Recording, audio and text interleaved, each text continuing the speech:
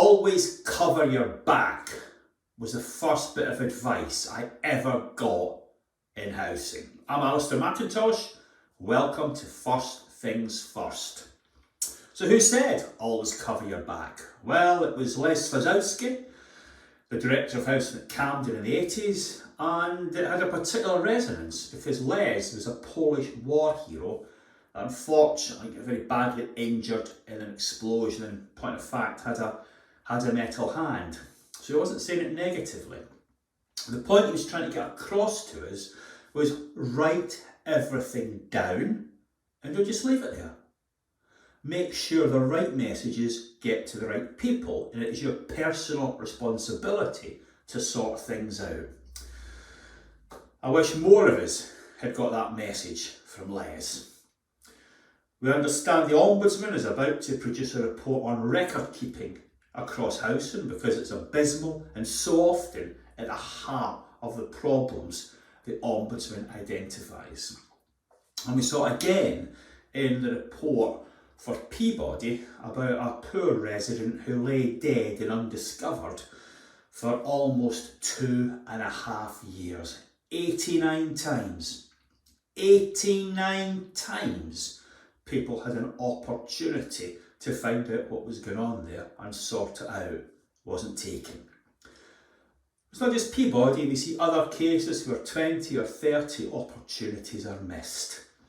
So record keeping's poor, we know that. We did a recent survey of our members and staff were complaining about how terrible IT was. We can maybe get better at that, but what we have to absolutely get better at is listening to the front line, because the call centre and the operatives always know where the problems lie, and we need to listen to them a lot better. Another part of Les's talk, he got all the graduate recruits in and he would say, why do you think people work here? And the graduate would come up with wild and wonderful ideas. You probably got most of them in your vision and mission statements. And at the end of this seminar of stupidity, Les would say, you're all wrong. The majority of people who work here to pay the bills. You get them on side, you'll do really well, you'll solve problems. You antagonise them, you get their backs up, and you will achieve nothing.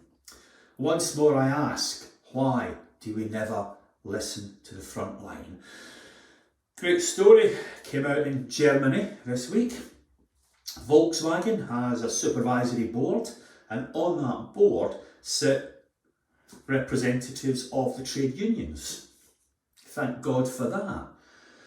That board, the unions in Congress with the other members of the board, have ditched Volkswagen's chief executive. Why?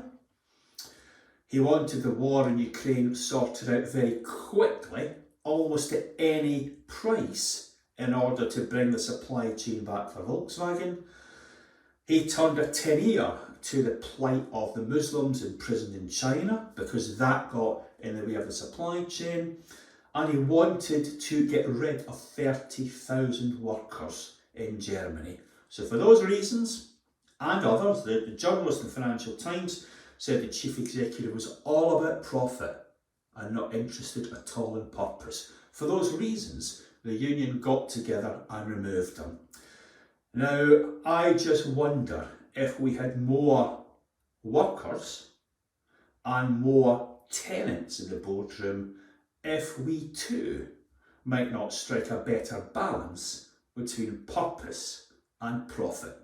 Thanks for your attention, and I hope to see you all again next week.